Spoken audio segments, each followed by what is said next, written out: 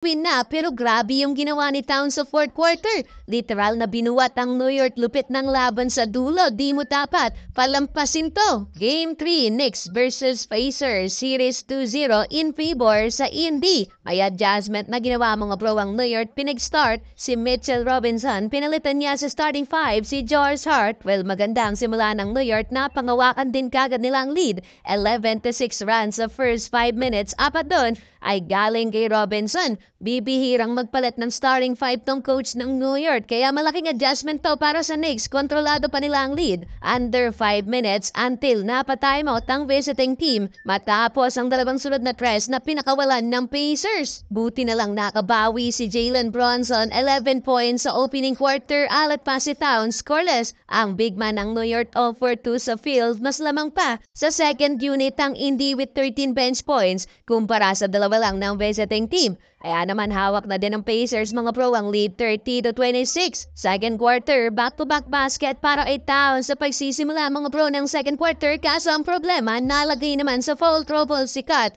na meron ng 2 fouls. Pumalo pa sa 8 points ang lamang ng Indy. Double-digit scoring na sa bench ang veteran na si TJ McConnell. Dahil dyan, napilitan tuloy bumunot din ang player sa bench.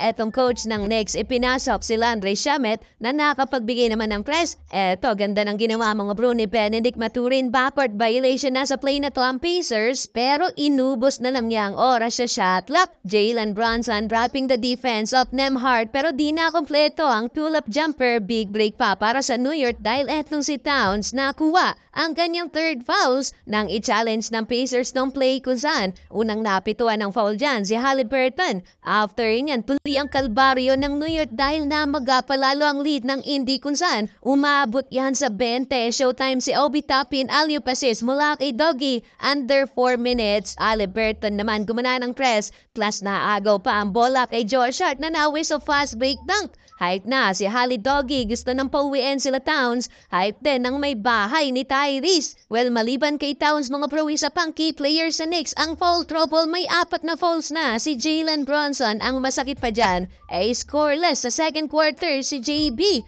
Buti na lang kahit papano kumana ng 8-2 run ng Knicks. Papatapos ang first half kaya naibaba sa 13 points ang lead ng Pacers 58-45. Entering the third quarter, target ni Tyrese Haliburton mga protong depensa ni Brunson gustong punin ang pang-5 fouls ng Knicks superstar. Balik sa 16 points ang lamang ng Pacers. Unang press para kay Aaron Curry kaso may bad news nga lang halfway mark. Na-injured mga bro ang uncle ni Naismith nang matapakan ng pa ni Brunson. Inalayan pa siya pabalik sa bench ng Pacers. Though buti na lang maraming kumakana ngayon sa Pacers mga bro. 6 na assist na para kay Haliburton. Another alley-oop assist para kay Obi Toppin. Hirap ang New York na maibaba mga bro sa single digit tong lead ng home team. Rear dunk mula kay Jalen Brunson pero binawi lang kagad yan sa kabila ni TJ McConnell. Though last 2 minutes, Miles McBride kumana ng 8 straight points and Knicks to cut the lead to just 8 points. Yun nga lang, naiwang libre naman sa ilalim si Miles Turner kaya 10 points pa rin ang hawak na lamang ng Pacers 80-70. Well, fourth quarter without Jalen Brunson sa court. Magandang simula ng New York 7-2 run led by Towns na involved sa 3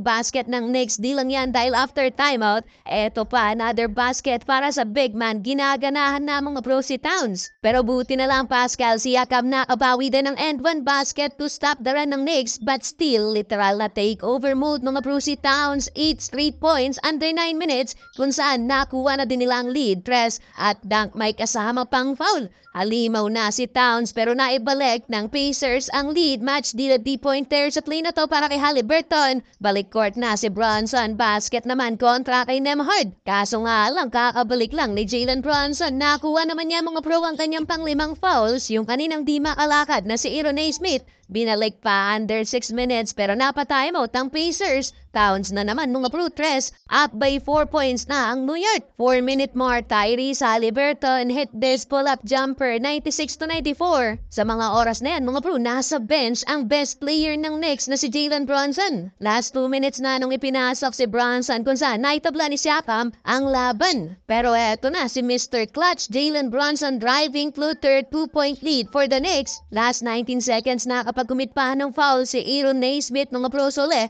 Panalo sa Game 3 ang New York Knicks.